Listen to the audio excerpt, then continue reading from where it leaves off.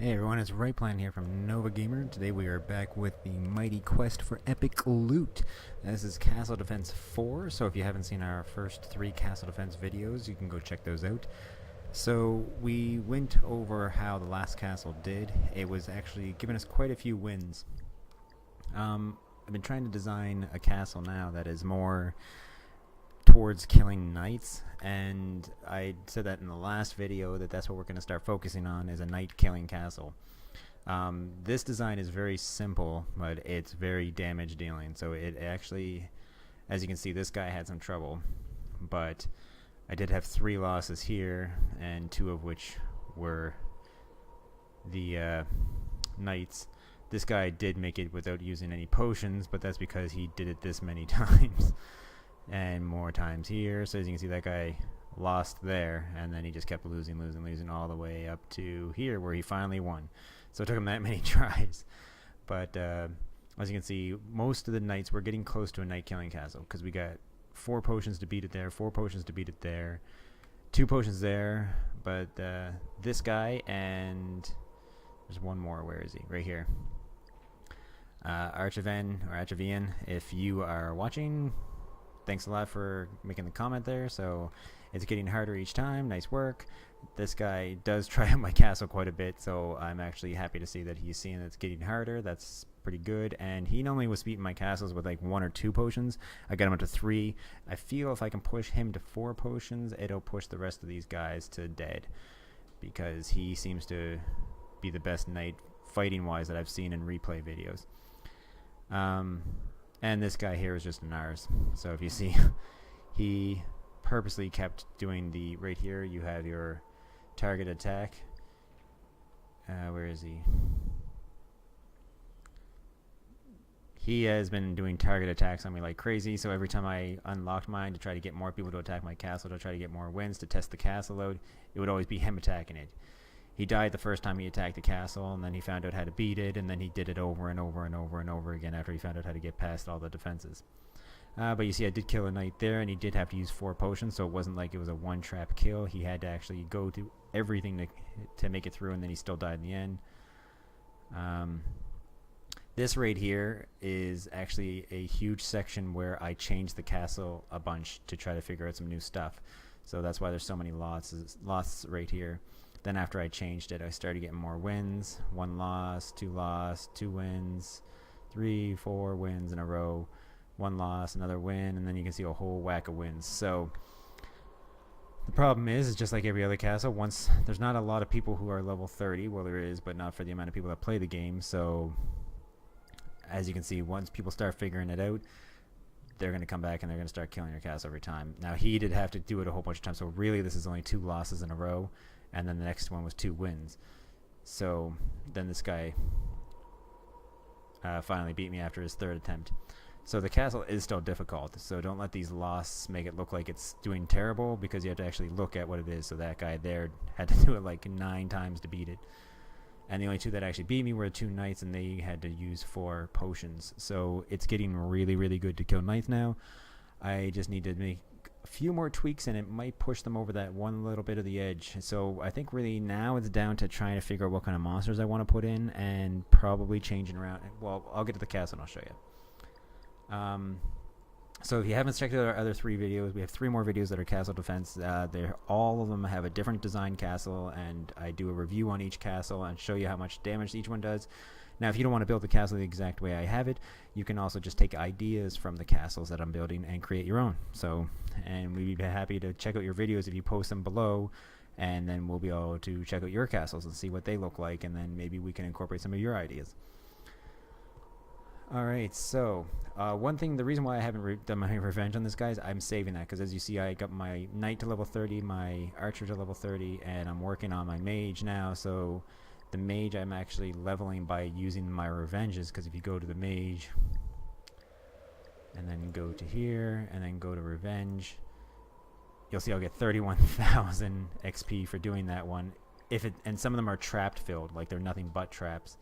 So if you die, you're gonna die, but you can just keep resurrecting, and it costs like 150 gold, so you just resurrect and just keep going through the whole dungeon and get all the experience, and you get like 30,000, which if you look I was to attack somebody's castle right now, I'm only getting 9. So it's like killing 3 castles at the same time.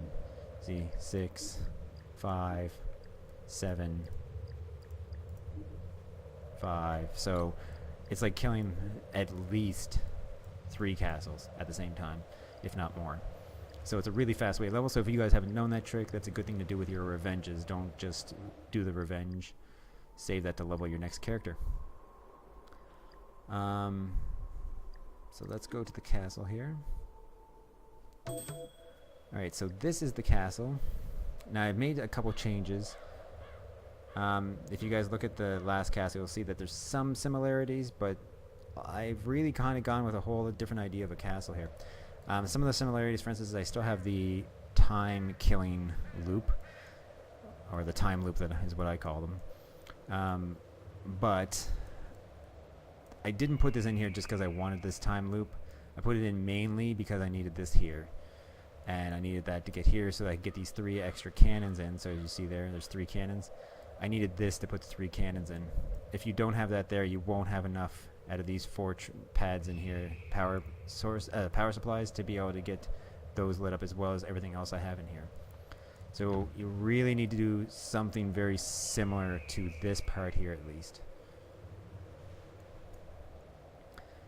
What you want to do with these 2 rooms is completely up to you. If you want to add something extra, like going this way, or add some more traps down here, you can do that if you want, but you're going to take away from this, because as you can see, I'm at max, and that's only 2 rooms, so I pretty much am designing this to be damage crazy.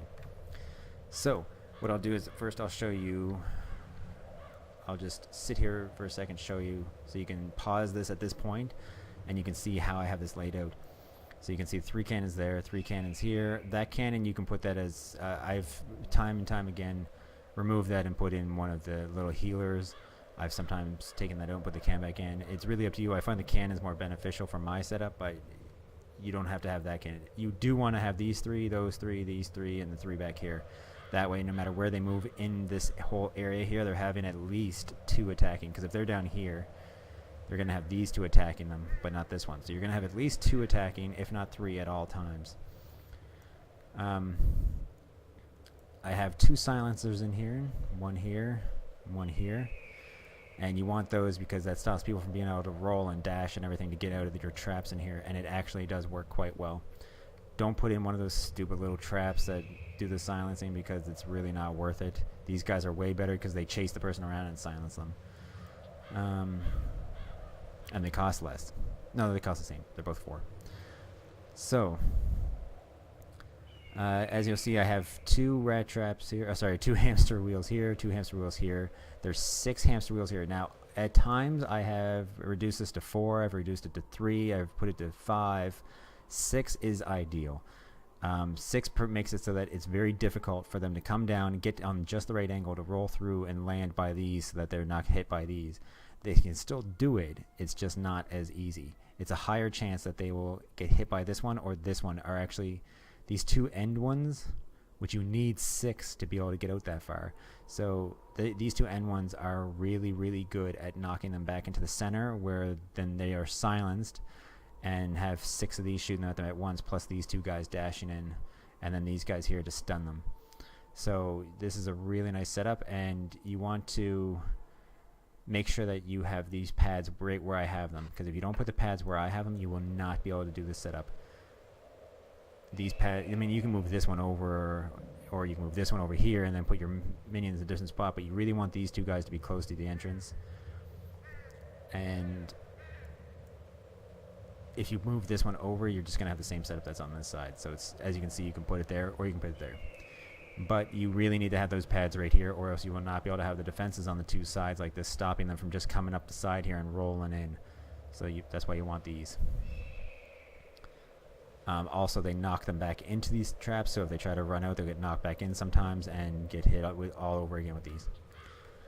But when they're coming in, you also, before I forget, you want to have a pad here, and a pad here, pad here, pad on the outside here, and then 4 inside.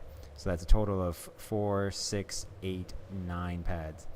So you want to make sure that you have 9 pads able to access this room, or else you will not be able to do this setup.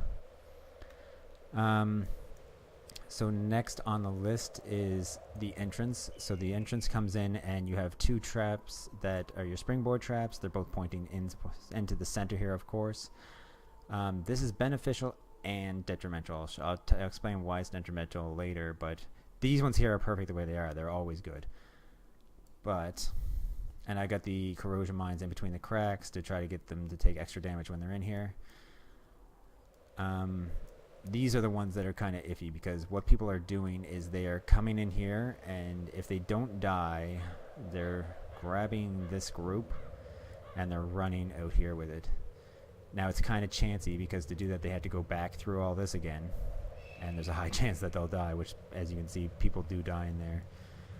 But this is, they don't always do it. I'd say probably every 1 out of 5 people that attack my castle will chance to go all the way back through, and they pull it off sometimes, and they'll come out here and they'll attack them all the way through this to stop themselves from being in my death trap. So that's one thing you got to watch out for. And the problem with these springboards, these ones, is that they fly them inwards, so it's actually giving them a head start to try to get through. So I mean, the only way to make that better is you could have this trap bounce you in and this one bounce you back out, but you know, then you're just playing with it. But here's a new trick I put in. So I put this little dude here, and good thing is he's green, just like the green traps, and he's nice and tiny, so he hides behind this sign almost. They still see him every now and then, but if they run past this point, or when you click on him, you'll see all the way out to here. So if they run in anywhere in this blue circle, it's going to pull all these guys. So this is one thing I really like doing, because now while they're fighting these guys in there with all this traps going on, this whole group will come in and back up all these 2 groups in here. So now they've got 3 groups of monsters that they're fighting in this area. So it's really good. If you don't want to do that, you can easily just take this dude out and then just make it so that these guys are all a part of this big group, which I might actually end up doing, only because people are attacking from here at that guy and running out, because it's only a short distance, and then they're killing all these guys out here. So I might actually remove that guy to try that out and see if forcing them to come all the way in here and getting all these guys at once will be better. Just because I need that final push, like we said, because they have 4 potions they're using on the warriors right now, and we want that final push to kill them. So in here, I pretty much have I've been fooling around with these minions a lot. I've been trying to find the best combination. I got a couple stunners. So you see I got them set to stun or snare. I got these guys set to healing. They silence automatically. I've got 4 webmasters. I'm tempted to put in 2 extra webmasters, but to do that I'd have to get rid of a couple of these minions. But if I'm going to make this group a part of this group, I might do that. A good old Snottingham in here, and I got 1 shield guy just to piss them off, and another silencer here, and these guys are all set to spike trap. I find the bear trap is the best, not spike, the bear trap. I find the bear trap is the best to set these guys at, because it's really annoying if you're a warrior, and it's also really annoying if you're somebody rolling through here that you got these guys putting traps here. So it's beneficial in 2 ways.